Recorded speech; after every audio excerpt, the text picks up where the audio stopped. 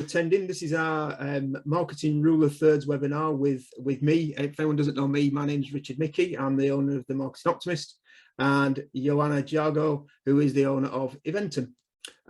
So without further ado, I'm going to hand over to Ioana just to introduce herself. Hi everyone, I'm based in the UK, just in case we have members of the audience who are dialing in internationally, but originally I am from Transylvania. So I arrived here via Bucharest and via Tokyo and via Frankfurt, but this is my home today.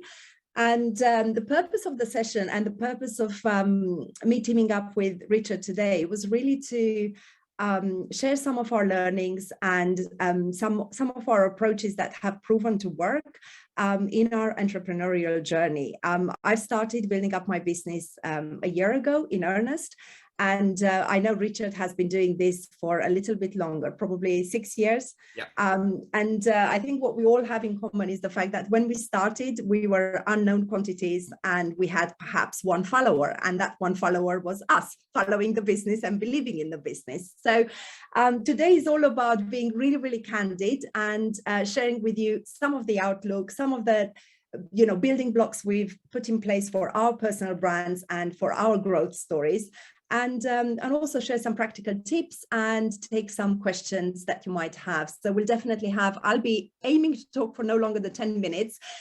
Richard will take over, and then we'll have a good chunk of time at the end to really discuss and talk real business and how we can make things happen. So I hope that works for everyone. I put together a very small handful of slides just because they demonstrate my thinking, and I think they will act as visual prompts for our discussions later on. So I think we're good to go. We go. Can everyone see the slides? Good for me, and I think we have thumbs up from everyone, so that's positive. And we can jump straight into quick overview of brand building. Exactly. So key question here, building your brand. We can go straight in, Richard, with the next slide. Okay, so branding. I mean, millions of books have been written, and this is not a book. It's more a question of asking ourselves, recognizing that perception is reality, and recognizing that the digitalization of work has prompted us to exist in a more vibrant way, in a more connected way online. Therefore, particularly a generation that isn't naturally digital native is probably at a natural disadvantage in the digital space. So we have either a bit of catching up to do or a mindset shift. That means that suddenly we become more visible online, we activate our skills, we activate our connections, we activate our thinking digitally in the absence of face-to-face networking. Traditionally you would go to a conference, you would schmooze, you would go for after work drinks, you would do so much social face-to-face stuff, which is currently no longer happening, or no longer happening to the same extent. So my complete passion and belief is that we really need to energize how we behave and gain that confidence to take the first step and make the write the first post, share the first piece and slice of your thinking online, because in the absence of this sharing and this digital visibility, you achieve an absence of your presence, your professional persona, and your personal brand. So I listed down 3 questions. What happens when you Google your business name? If your name is your business, that's also a good exercise. But you can also say, okay, I set up Arctic Consulting. What happens when you Google Arctic Consulting? And then the next question is, are you satisfied with your digital image? And your digital image is not just your logo, of course, it's your digital presence across absolutely all the digital channels. And the key things to look out for here is, are you present on all the right channels? Do you have a consistent presence across all these channels? And the third point actually is there any digital debris that you may need to clear out? Because historically, you know, we've all started to use the internet when we did. I think I started in 1998. And you will have things like photos with your maiden name or photos from your, you know, younger self. You will have old logos that probably have been superseded. You will have statements which have expired. So it's as much being aware of what you put out there 21st century as being aware of the debris that you need to remove. And then fundamentally, the third point is action related, is what are you doing today to help your target notice you? What's your strategy? How are you going to market? So these are just points for reflection. I can't offer a full answer, but it's just points for reflection. And of course, we all have work to do there. I think we're good to go to the next one, Richard. Okay, some of you may have seen this slide already.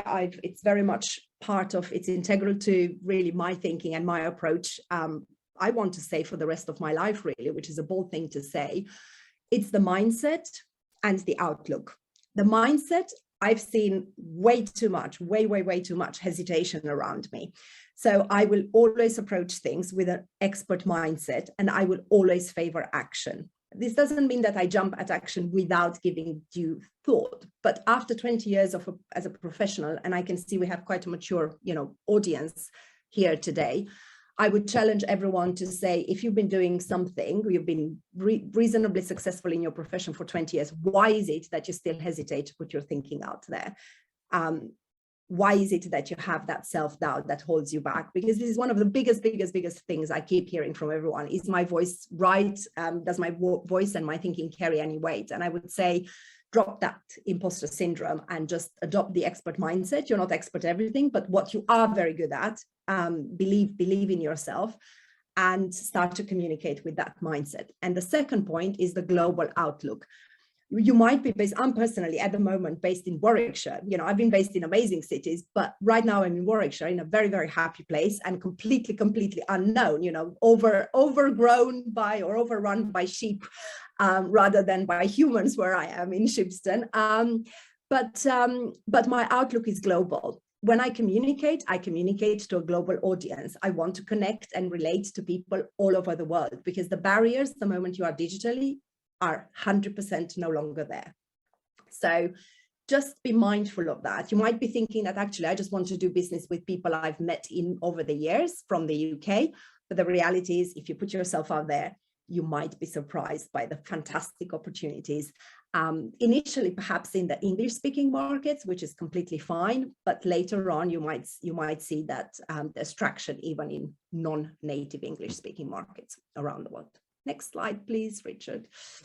I feel like Chris Whitty today. Yes, please. I'm just trying to keep the pace. Okay, I tried to tie in with, you know, the marketing rules of three, and, you know, the rule of three is omnipresent in our lives way beyond marketing. But fundamentally, just a nice graphic to remind everyone what's the anatomy of your brand. Again, personal brand, business brand, fundamentally, you will start with an identity, a visual identity.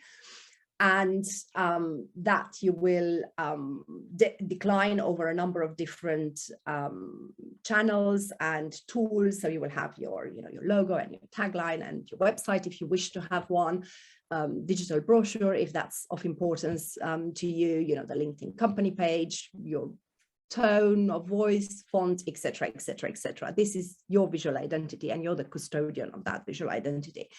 Then you're looking at reputation, which is much harder to achieve. And fundamentally, my outlook there is being a trusted expert.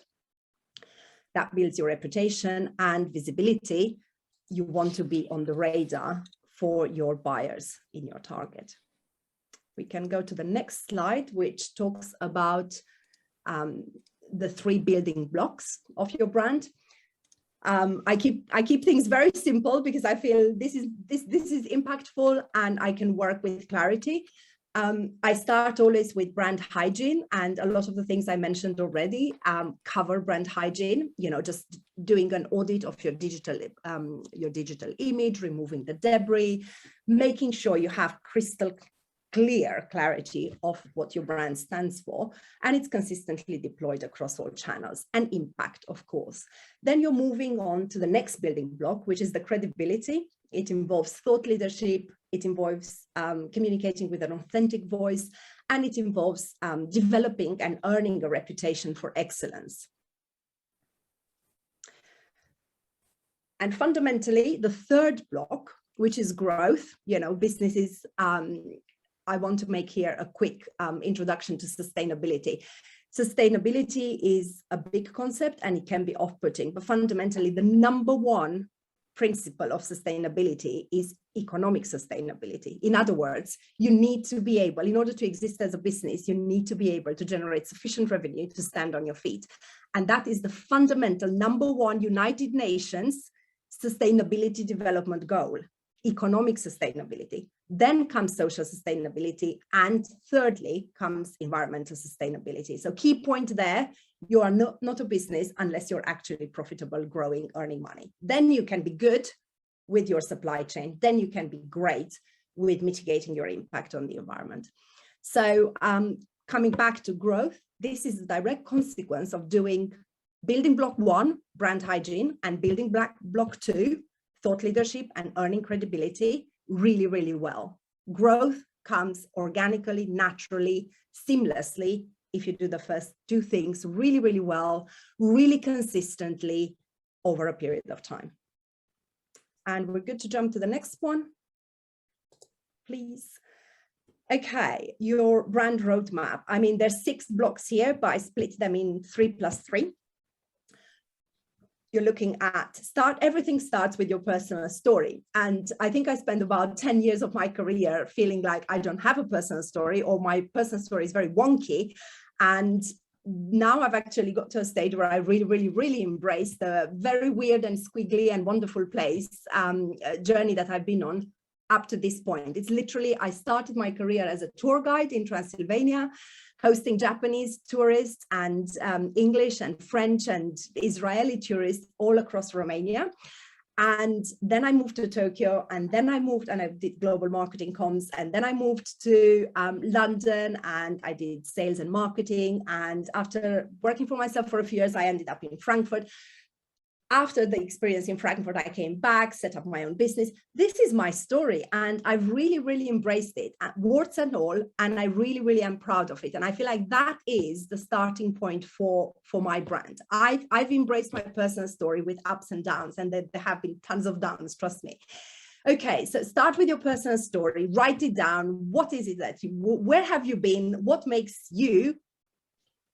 And the key message here, there's only one of you globally. Everyone else is taken. Might as well be yourself. So just be yourself, accept that. Develop your visual identity. That's a straightforward bit. Service proposition. So I call these first 3 blocks the internal blocks, because this is where you talk to yourself and figure things out. And you have direct control over your story, of course, your identity, and the service proposition. Service proposition requires a lot of work. It's taken me, I would say, a good year to come up with a menu of services.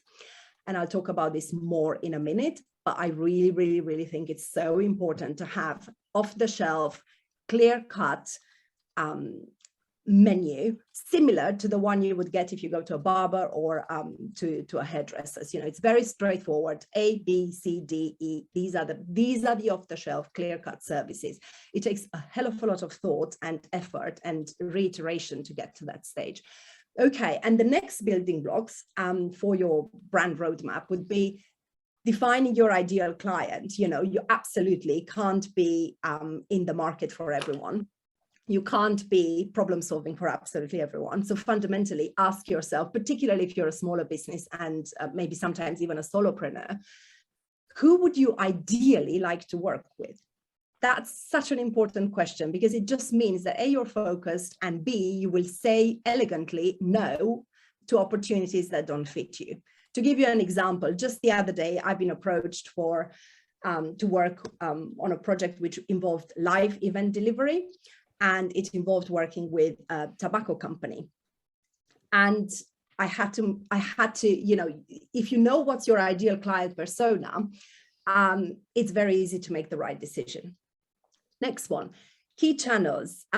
Again, when you start as a team of 1 with 1 follower and 1 subscriber and 1 big fan yourself, you can't be fantastic and you can't be present on every single channel. It's humanly impossible. You will fail. So in my case, I've taken the approach of mastering one channel and one channel alone. And before I even had the website, I made a decision to be incredibly visible, progressively so, on LinkedIn. And then I eventually developed a website, and then I linked my Twitter to my LinkedIn, and then I developed my Instagram, and then I even created a tiny YouTube, which has 6 followers today, subscribers. So that's my journey so far. But I'm sharing this with honesty because I realize I can only be present and do a good job consistently on one single channel. And my choice, given my interest, my ideal client, was actually LinkedIn.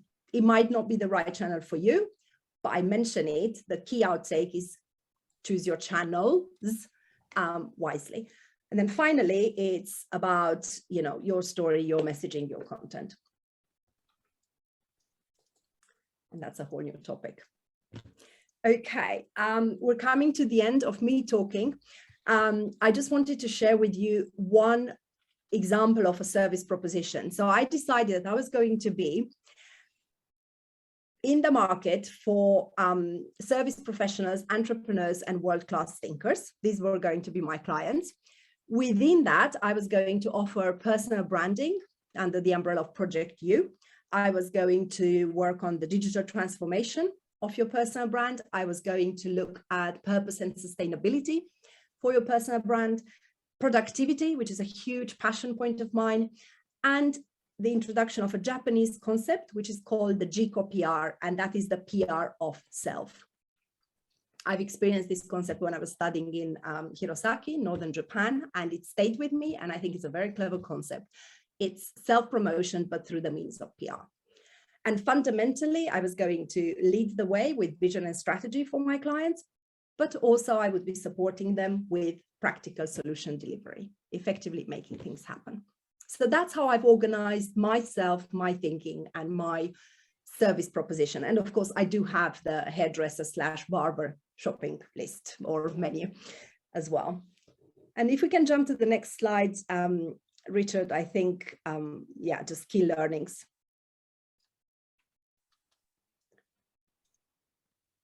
Pausing for a second to give everyone a chance to read, but fundamentally we need to recognize that we are a brand when we are present digitally. Ideally, we would want to develop a reputation for excellence, be best in class. There is a lovely little poem, be the best. If you can't be a tree, be the best little bush by the side of the tree. So just be best in class. And remember, this is a point that Richard will echo as well, I think, in his short talk. Remember that growth is relationship-based, and relationships are based on trust. So I think with this, over to you, Richard. Okay, excellent. Thank you very much, Ioana. I'm just going to stop the sharing just for a second. So that was really good. I guess before we go on, does anyone have any questions for Ioana? We will come back to questions at the end, but it's always good to kind of recap what anything's in your head. If you've got any questions, if you just want to unmute and ask away. Okay, forever hold your peace then. You have your chance. I've put down, whilst Richard, you're getting your slides. Sorry, it took me a moment to just think. Apologies if I mispronounce the Japanese. But can you tell us just a tiny bit more about, is it the Jiko? Yeah, the Jiko PR. So the Jiko PR, it's difficult actually to even Google it because you need to Google it in Japanese language. So literally type it. But I think if you type JIKO and then PR, there will be some content coming up. I was a student and I was looking for a little bit of work in Japan. This is literally year 2000. And at the time, I was introduced to this concept, Jiko PR, which involved preparing a CV based on a template that the Japanese use methodically across the nation. So I had to go to the newsagent or to the post office and buy a template for my CV. Wow. And I also had to take a photo, and I had to put a photo on my CV. This was 20, right? And I had to write the CV, of course, in Japanese within every single little building block. So effectively, it's a very dynamic visual business card, but always what I took away from that was the concept of the photo and the concept that you have to put yourself out there. So the next step was really taking this CV, Japanese style CV, Rekishi, I think it's called. You take it with you and you take it to job fairs. So effectively, here comes Ioana in Tokyo, and I even went to Boston because it was a Japanese company fair in the United States. What was exciting then was that I could actually interview in English, which felt a little bit more natural. So I traveled to Tokyo and did some of these huge job fairs with my little pile of CVs with my little photos. Wow. And literally knocked on doors and stood in queues to be interviewed, and try to understand 1 minute how I'm going to be solving the problems of Fujitsu, the next minute how I'm going to literally set Panasonic on fire, the next minute how do I actually connect with Bloomberg, and so on. There were non-Japanese companies as well. So the concept of GCO PR was investing in your personal PR, in owning your story and knocking on doors and actually making things happen. The way I interpret it today is actually creating a PR plan. So I would be looking at connecting with magazines, Okay. editors, and looking at potentially becoming a contributing a contributor to a number of magazines that are in your target. So specifically, in my case, I've started to approach a number of magazines, and rather than saying, hey, I said, of course, hey, I'd like to contribute an opinion piece on a topic that is of my core competence. And the second thing I've done, I've presented them with a media card saying, look, this is me. You've got a high-res image, you have a quick video, you have a quick introduction on me, and I am ready to be printed and to be published and to be everywhere, point one. And point two, here are a couple of articles that demonstrate my thinking speculatively. So effectively, I'm giving them free content, and I'm making it incredibly easy for them to actually start to publish some of my thinking. So just a quick follow-up, and I'm conscious of time, won't hog it. So from that sort of formula, Jinko, is there a first question that you always get asked, or is there a first answer that you're supposed to give? It's like, they've got this information, but does the initial conversation always start the same way around somebody's wanting to say, actually, so my key skill is, or my inside leg measurement is, or my, Yeah, I think it always boils down to your USP, doesn't it? Because they're seeing, from the receiving end, think about it. You're in a little booth in a big exhibition center with queuing wannabe employees and work experience students, and fundamentally you need to screen them. So you need to stand out for the right reasons and say something, be so authentic in your story that you secure an opportunity. So the opening line is pretty key. So it sounds like it's slightly different or more than the classic elevator pitch. It feels like there's something more. A little bit more, but I would say also visual. What struck me, I don't think in the year 2000 CVs in Europe had photos, right? But in Japan, they wanted, there was the photo element, and there was the concept that you had to give literally a piece of paper with your photo and your whole life story, physically hand it over to these big job fairs. But anyway, let's happy to talk to you a bit more about that later on. Thanks, Russell. Let's connect on LinkedIn. Absolutely. And I guess just in that thought, if anyone wants to put in their LinkedIn connections in the comment in the chat, feel free to connect and network amongst yourselves. That's absolutely fine. Okay, so I'm going to share screen. My slides aren't quite as cerebral as Ioana's. I like to keep things simple, and I like to talk, as you're probably going to work out. So my 3 points are: first of all, know your customers. This is absolutely vital. It's a bit of a no-brainer, but so many people just dive straight in. Oh, come on, change the slide. There we go. So knowing your customers, so you need to know who they are, and that's not just the business, but that's the whole industry. and then defining that down, starting with the whole industry you want to look at, defining it down by businesses. And businesses are going to come in all shapes and sizes, from one person bands. I only said one man bands, but I know that's not the correct terminology. One person bands, solopreneurs, that's probably the correct loose language, isn't it? Solopreneurs up to multi-million-pound businesses. And you need to know where your market is, because obviously if it's just you, you're probably going to really struggle to look after a multi-million-pound business. But also companies that only have one employee generally don't have a lot of budget. They want to bootstrap a lot of things, and that's fine, but you need to understand that. And if you are going to work with a bootstrapper like that, that's great, but you need to understand the kind of limitations on the support that you can give.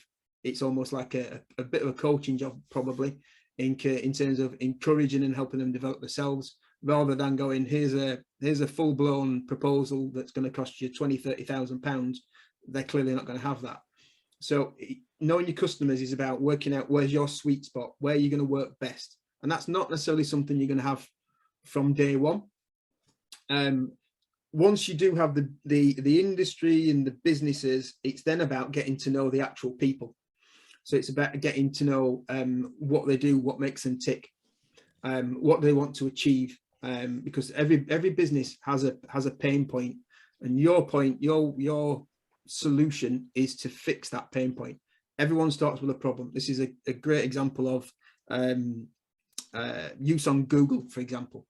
So when somebody Googles, generally people don't Google your business, and generally people don't Google necessarily what your service is. They've got a problem and they need to fix that problem. So Google's a great problem solving area. And I think that's a change for how the industry works now, is that it's very much about solving problems rather than a service.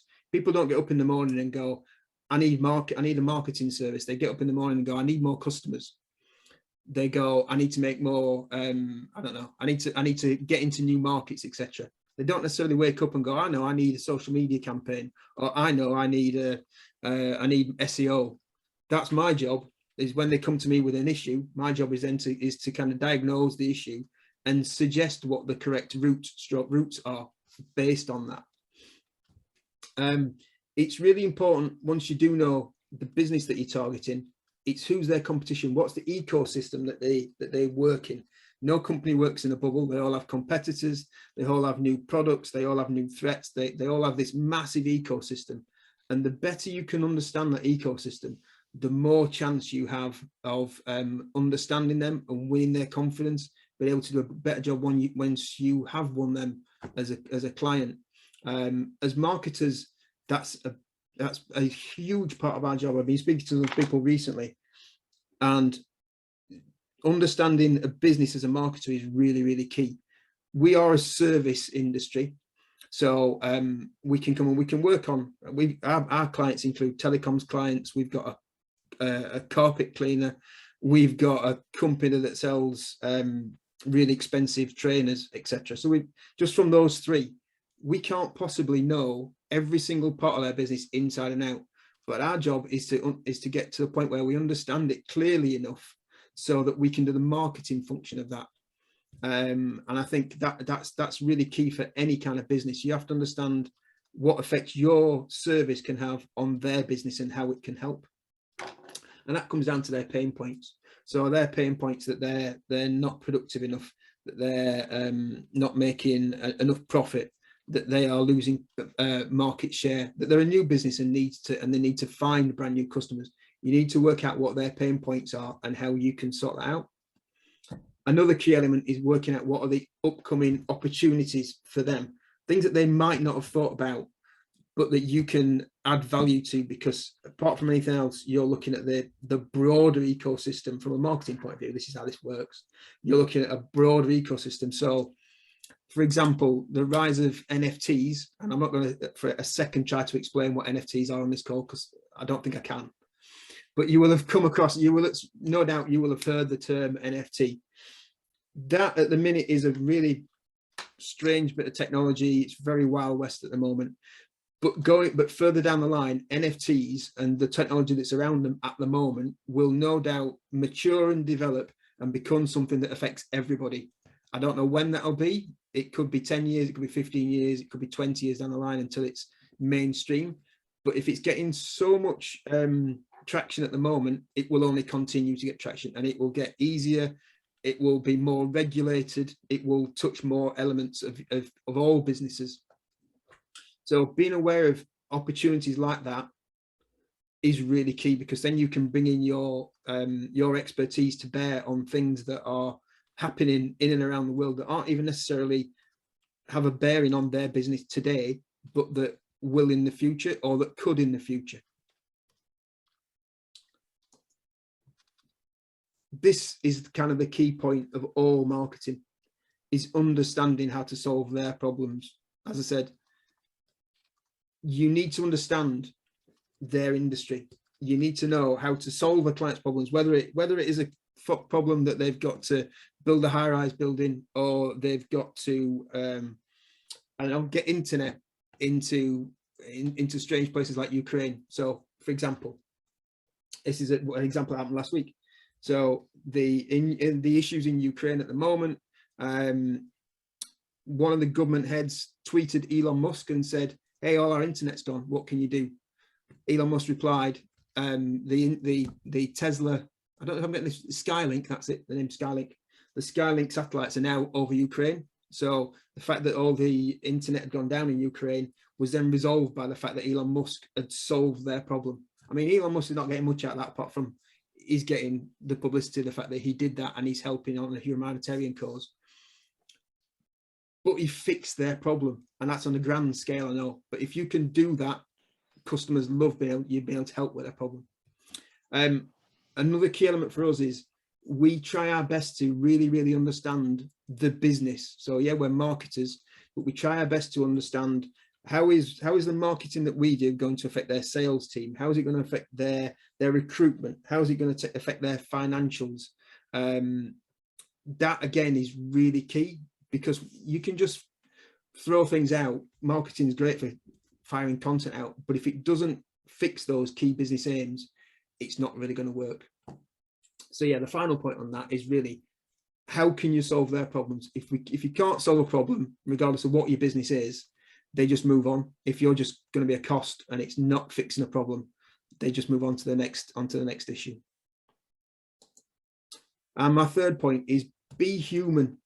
It's really key to not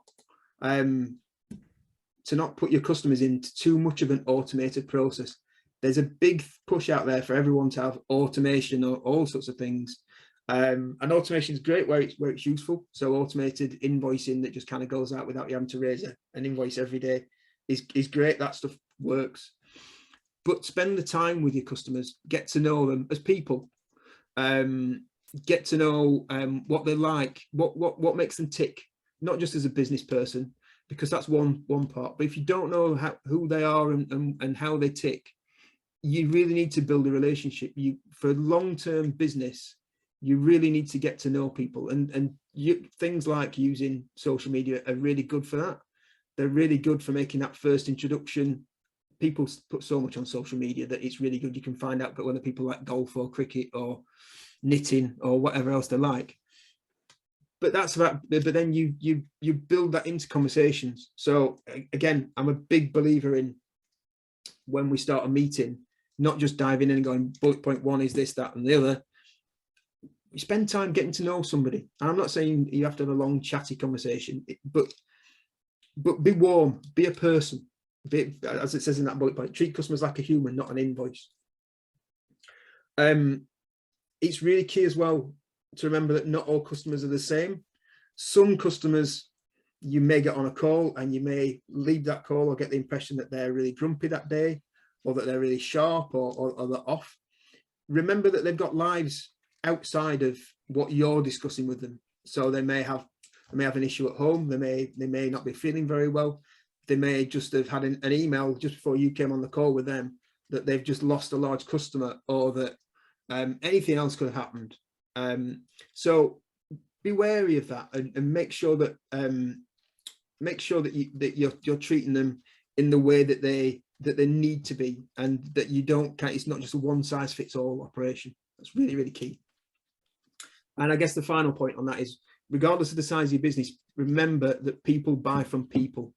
That will never ever change. So you can have all the websites you want in the world, you can do all the videos, etc. You can have all the automation, but people will buy from people. And if you treat people badly or deliver a poor service, people will remember that. The same on the other side, if you treat people well and you're fair and you're understanding, you take the time to get to know them, people remember that too. And when people remember that kind of thing, that is probably the most powerful part of marketing, really, because people then recommend you on. And there is no better marketing than word of mouth. We can do all the social media and paid ads we like, but there's nothing better than people saying, Richard does really great marketing. If you need marketing, go to Richard. And I'm grateful that people do say that quite a lot, which is good. But yeah, remember that people buy from people. There we go. And there endeth the lesson from me. I will stop sharing now. So yeah, I guess just to tell you a little bit about me for people who don't know me, I've been in marketing for 25 years. I've not had as quite a globe-trotting experience as Ioana. I've spent most of my time in Yorkshire, although to be fair, I have visited Transylvania several times. I've been to Cluj quite a few times, and it's a lovely, lovely city. If you ever get a chance to travel to Transylvania, then please do. So I started off my career in direct mail before the internet. And so, yeah, I spent a lot of time doing print and direct response ads and direct mail before moving into digital. And I've had a many and varied career, working in translation twice, bizarrely, working at Big Book Direct Mail, a few marketing agencies, renewable energy, before I started the Marketing Optimist in 2016. So this is our 6th year. I know there's quite a few people on this call who've known me since the start and supported me and helped me. Particularly looking at Natasha there, who helped me from us being in the NatWest hub before that. So yeah, so that's me. So I guess we'll just open the floor. If anybody has any questions or anything that's come to light, just feel free to ask away. It's not necessarily a question, but to build upon people buy from people. So I've utilized Richard and the Marketing Optimist. Thank you. And he's brilliant. He's done the things that he said. He got to know my business, got to know me, got to know my clients and what I was trying to do. So I can recommend him. Thank you. I'll pay you later, Russell. Hi, I was just going to make a couple of observations, really. I thought it was really interesting when Ioana was talking about really identify your sort of unique selling point. And it was quite a contrast to what you have to do, Richard, whereas you have different clients and you kind of quickly have to understand your client. And I just thought that was quite an interesting observation, how it was kind of the same message, but you probably have a bigger challenge because you have to do it with lots of people as opposed to us trying to market our individual selves. So I thought that was quite interesting. And the referencing the growth of digital and how to use it, I thought was really interesting what Ioana again was saying. And I know obviously from experience with your training events and things, the importance of social and digital. And I think probably one of my biggest challenges, apart from still being not fully skilled in that area, I have a much better understanding now, but sometimes it's sort of my clients have got the digital literacy isn't as you'd perhaps expect. So particularly because I'm moving more into a specialism around accessibility.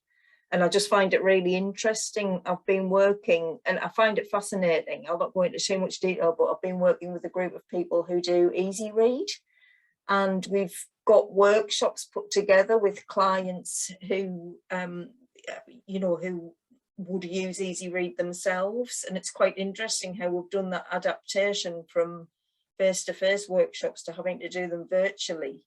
And that kind of challenge. And for me, they were effectively my customers to understand what their needs and wants were. It's just quite an interesting observation how often the client requiring the easy read document doesn't understand that need or that requirement. So for example, they'll have a website that is completely inaccessible to a lot of people.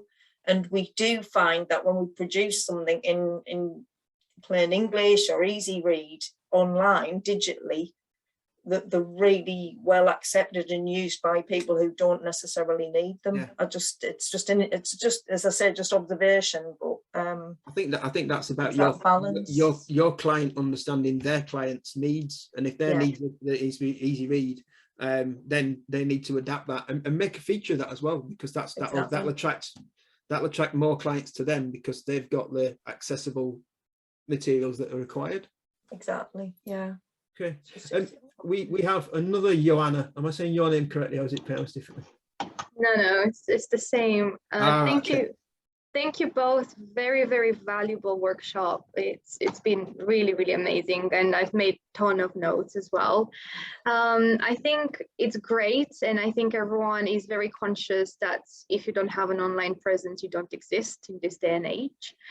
When you're trying to run your own business, we all know how busy and like where you have to go next and everything that you have to do. And we all know that now we've got so many people that are doing this full time, like marketing in itself, it's a full-time job.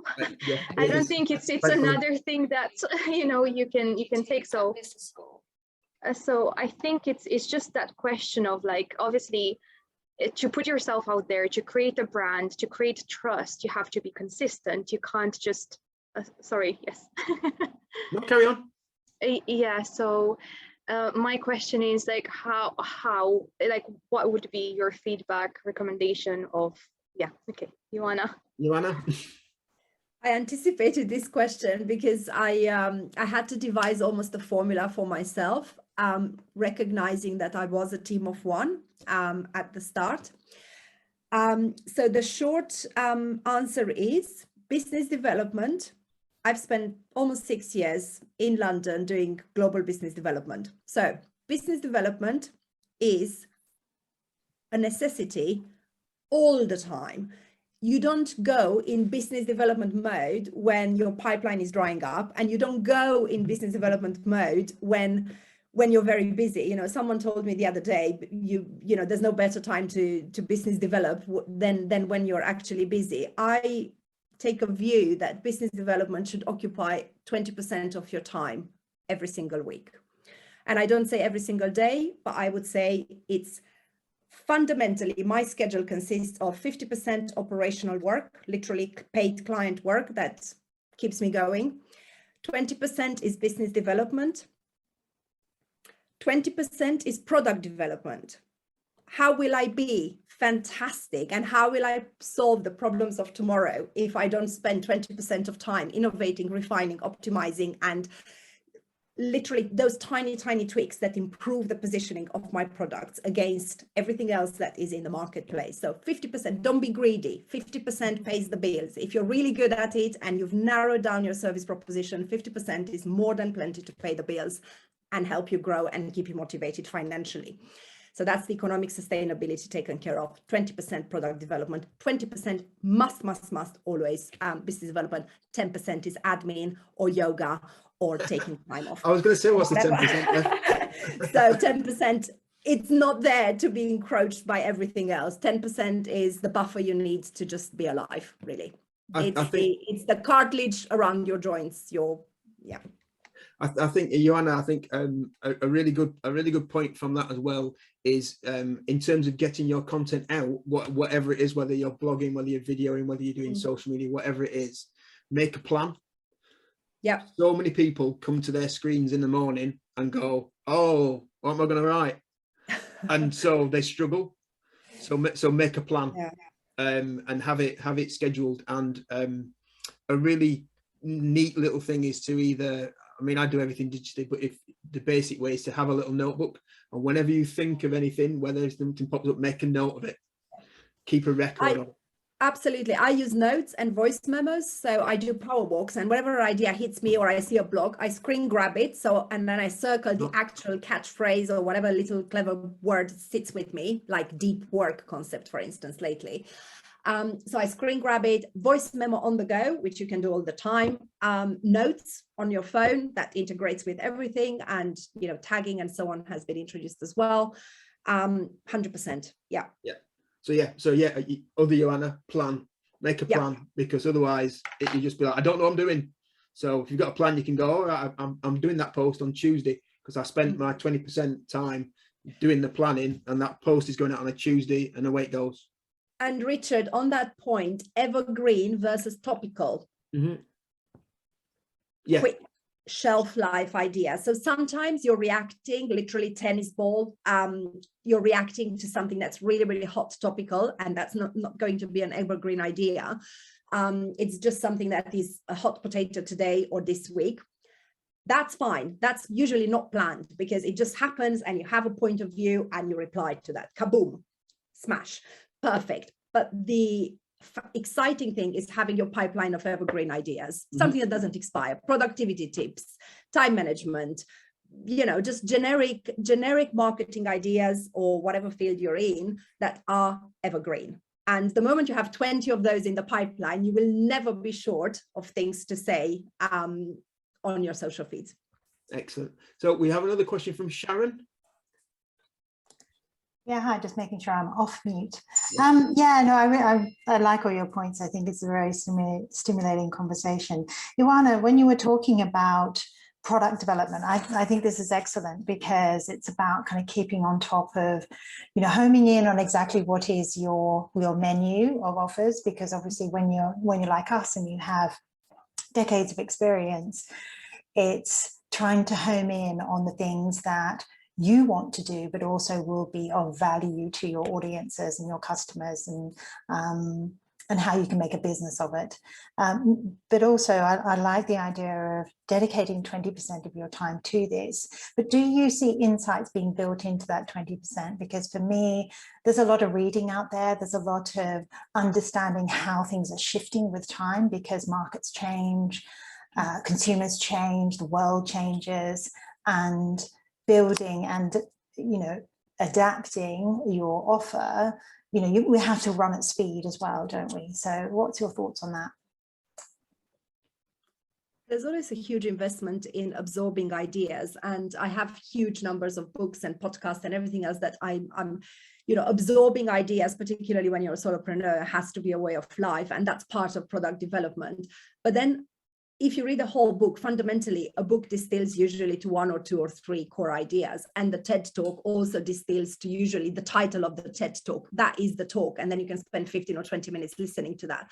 So your skill is not absorbing the knowledge. Your skill is actually decanting that knowledge into a product that solves a problem. So I would say, yes, for sure, absorb all this, but fundamentally put it to paper. And until you put it to paper, or you digitally created your menu and road tested it with a small network of contacts from a diverse perspective and diverse geolocation as well, you will not know how good you are, because it might make sense to you in your head, because it's the narrative you're telling yourself, but you need to road test it. So that would be my trick, catch the catchphrases.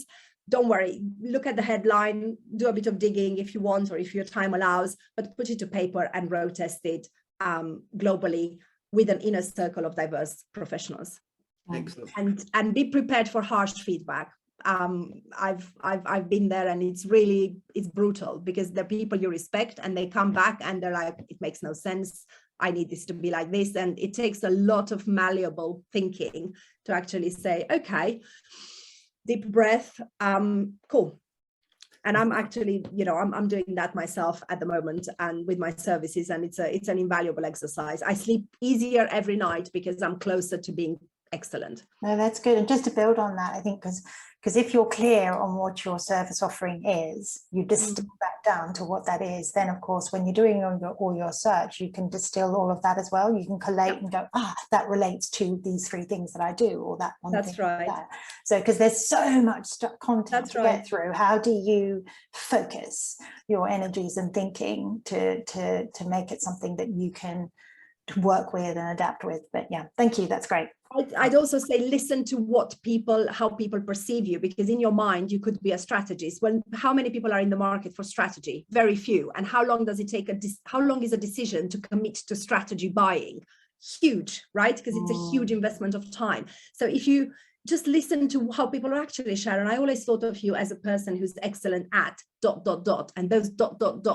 vox pop from your network, priceless. So I would definitely do a focus group or qualitative research within your network to see how you're perceived. What do people think you're actually pretty smashing at? Excellent. I mean, just to add to that, just to add to that, I would say that all those influences, all that information, I would always temper that with being really wary of not getting designed by committee.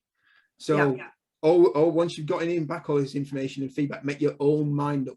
Because if you kind of go, well, this person said this and this, but you'll knock all the rough edges off things, and then you won't still go with your gut. It's really important to get all that feedback, but then at the end, you're the person who makes the decision. Don't make it so that it's designed by committee, because otherwise it ends up in a mess. I'm just going to jump on to, I hope I'm saying this right. Is it Gabor? Yeah, that's correct. Yeah, that's correct. Yeah. Okay. So my question is really going on to the point where, Richard, you mentioned this problem solving kind of big goal in the end of the day, and that can differentiate, you know, one business to another, your solution to another one.